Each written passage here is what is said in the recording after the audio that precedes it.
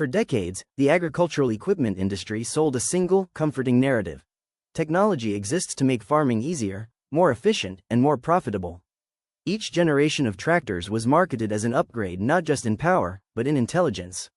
More sensors, more computers, more automation, and on the surface, that promise seemed real.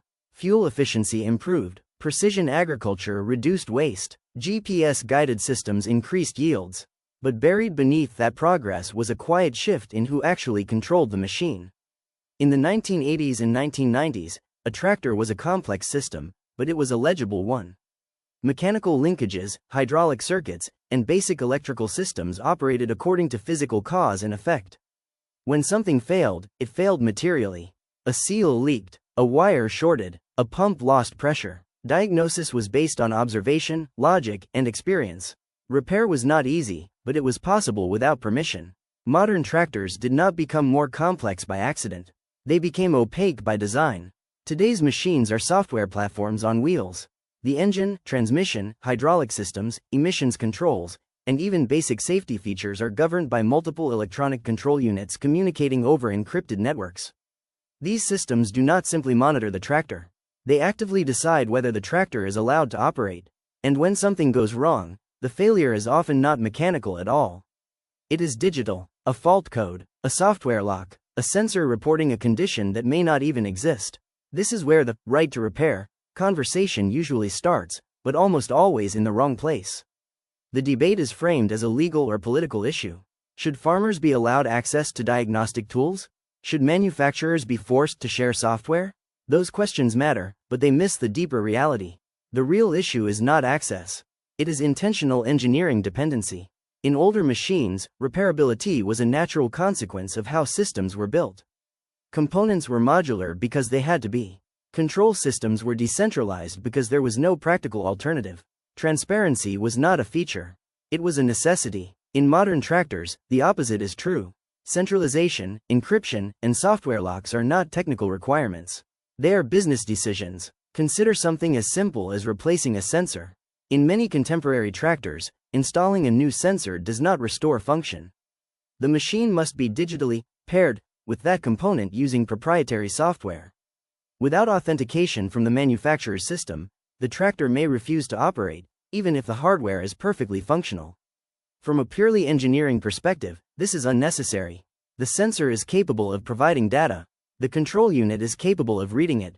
The lock exists to enforce control, not reliability. Manufacturers argue that this architecture is required for safety, emissions compliance, and performance optimization. Those explanations sound reasonable until you examine them closely. Safety-critical systems existed long before encryption. Emissions controls can function without vendor-locked software. Performance tuning does not require preventing owners from restoring basic operation. What does require restriction is monetization of downtime. When repairability is removed, service becomes a captive market. Farmers are no longer maintaining assets. They are leasing functionality, even after full ownership has been paid. Every failure becomes a potential revenue event, not because the repair itself is complex, but because access to authorization is restricted. This is not a side effect. It is the core logic. The shift did not happen overnight. It began with electronic fuel injection, expanded through emission systems, and solidified with fully integrated machine management platforms. Each step was justified as progress. Each step reduced the farmer's ability to intervene. Over time, the machine stopped being a tool and became a terminal. The most important change is psychological. In the past, a breakdown triggered problem solving. Today, it triggers compliance. Call the dealer. Wait for authorization. Accept the invoice. The farmer is no longer expected to understand the machine. Understanding is treated as interference.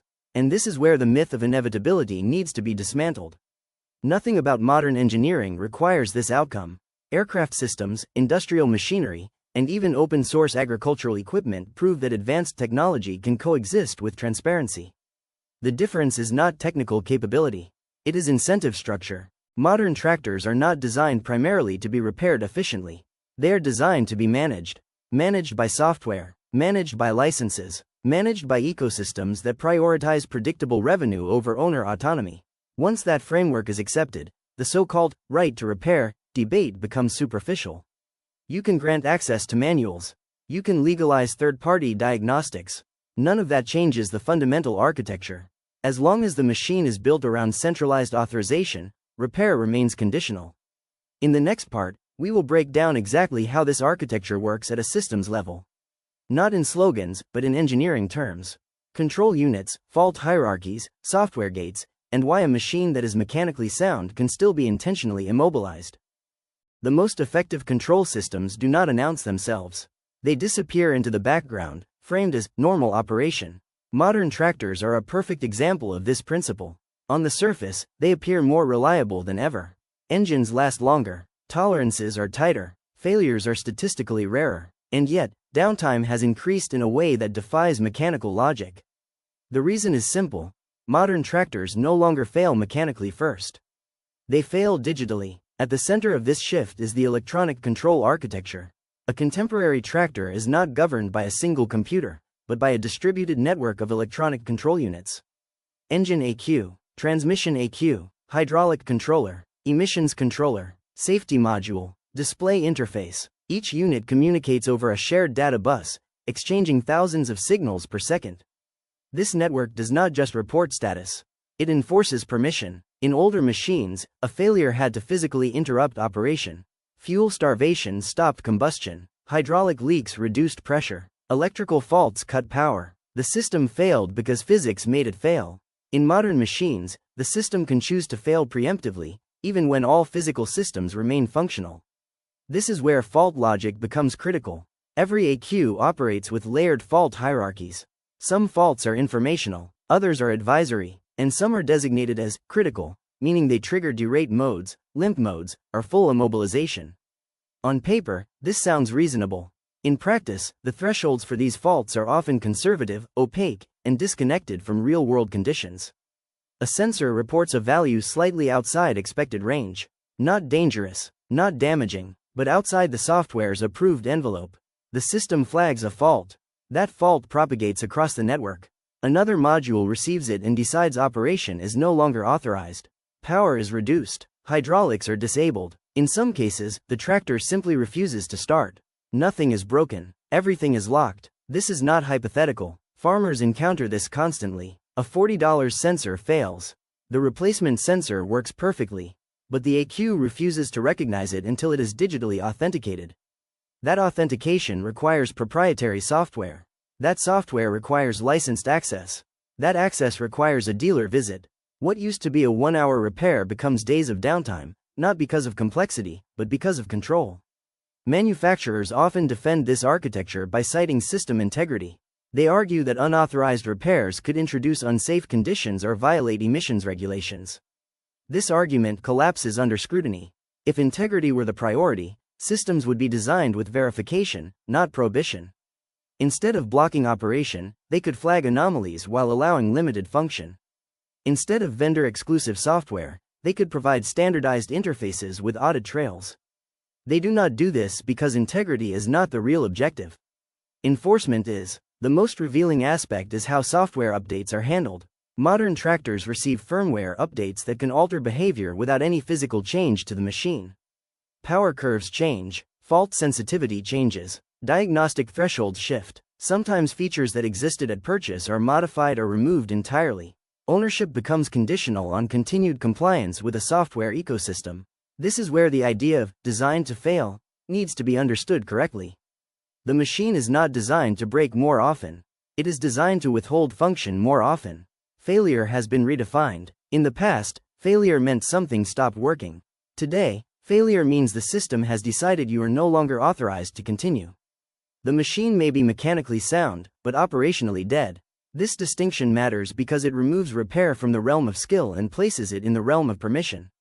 And permission is monetizable. Every digital fault funnels the user toward the same endpoint: authorized service.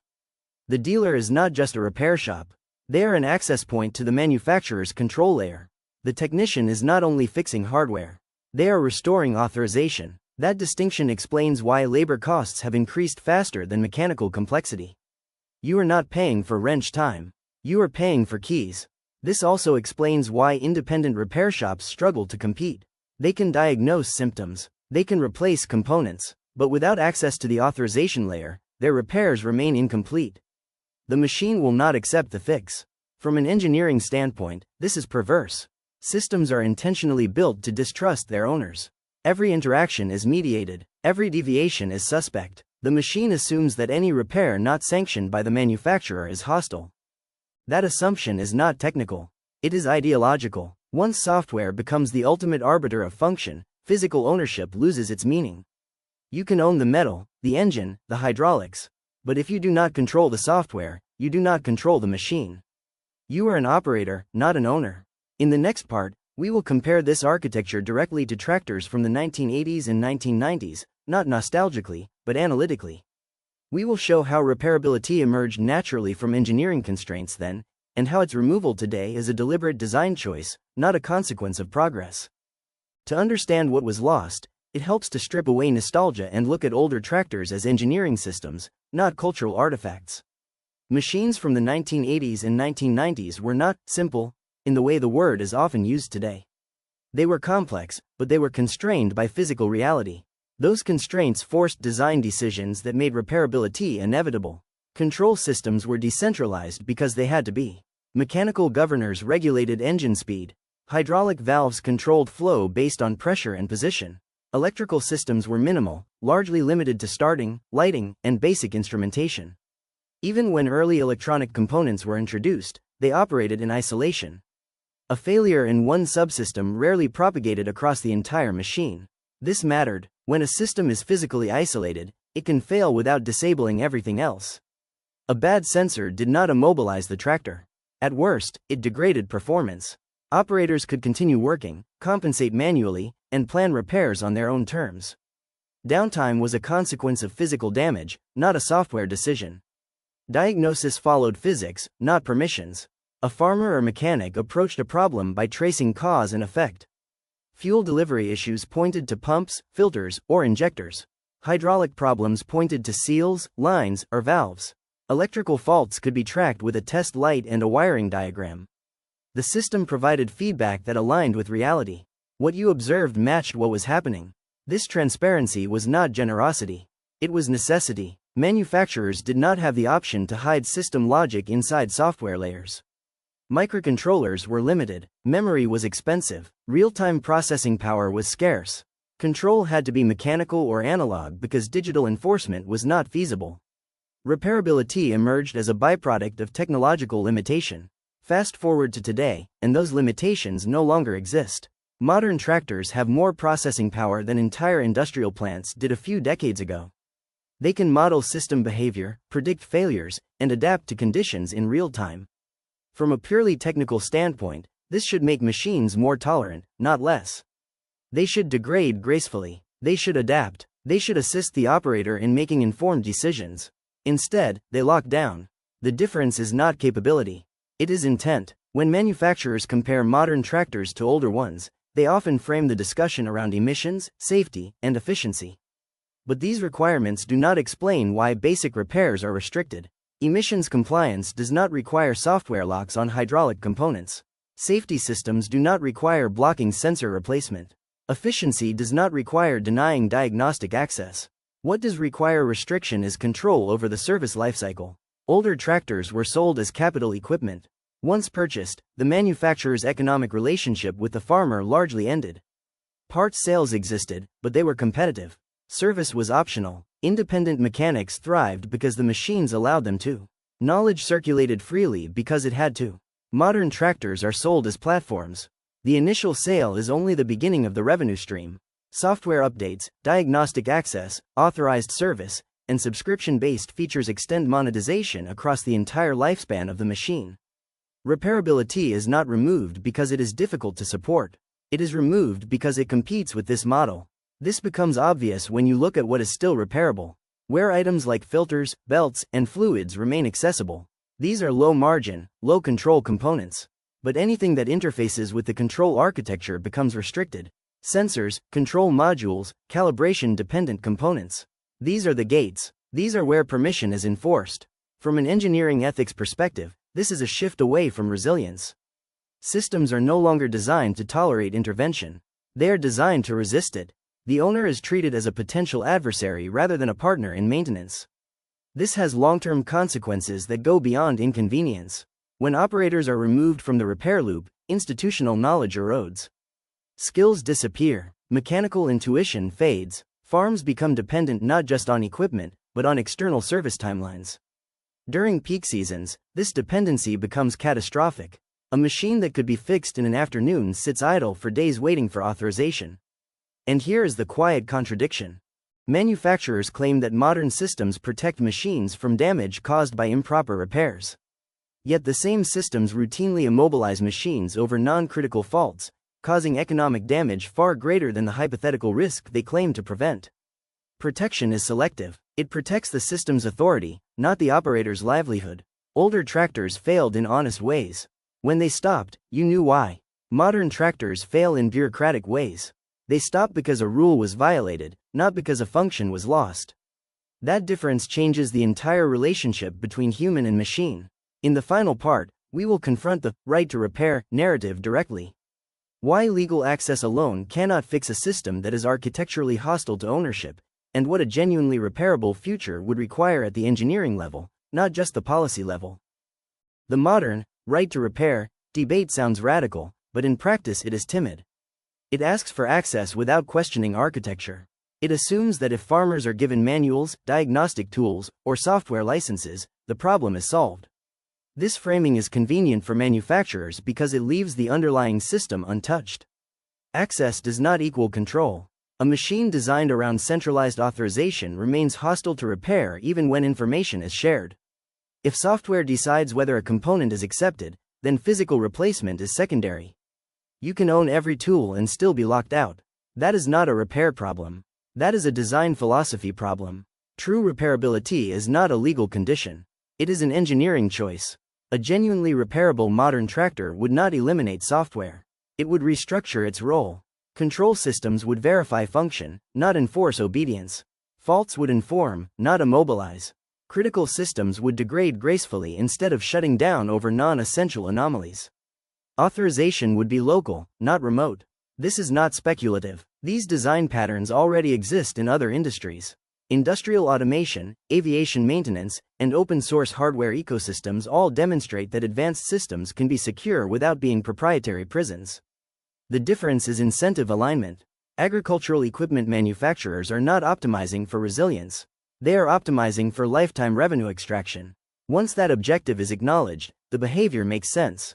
Software locks, encrypted diagnostics, and restricted parts are not defensive measures. They are monetization strategies. This is why legislative wins often feel hollow. Even when laws force manufacturers to release tools or documentation, implementation is slow, partial, and intentionally burdensome. Interfaces are clunky. Access is temporary. Updates break compatibility. Compliance exists on paper while architecture remains unchanged. The system technically obeys the law while practically resisting it. Farmers sense this, even if they do not articulate it in engineering terms. They know that something fundamental shifted. They know that the machine no longer belongs to them in any meaningful sense. They paid for steel and software, but received conditional permission to operate.